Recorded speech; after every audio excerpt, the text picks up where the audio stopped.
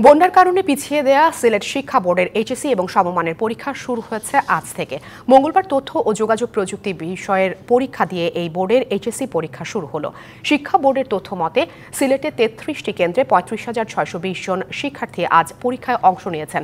যদিও কয়েকটি উপজেলায় বন্যার কারণে রাস্তাঘাট ডুবে থাকায় পরীক্ষা কেন্দ্রে যেতে ভোগান্তি পোহাতে হয় শিক্ষার্থীদের।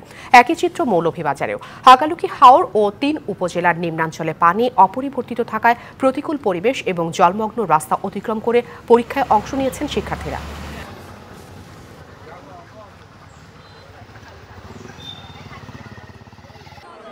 গ্রামাঞ্চলের কথা আমরা তো জানি, পনিবন্দী অনেক মানুষ, বাচ্চাদের অনেক কষ্ট। তবে লেখাপড়া যেইখান থেকে পারে ভালো করে পড়ার চেষ্টা করেছে সব বাচ্চারা। রাত হয়েছে, ঠিক আছে, তারপর মোটামুটি পড়ছে, এক সপ্তাহ পিছাইনে মোটামুটি পড়া থাকতে ভালোই বসে।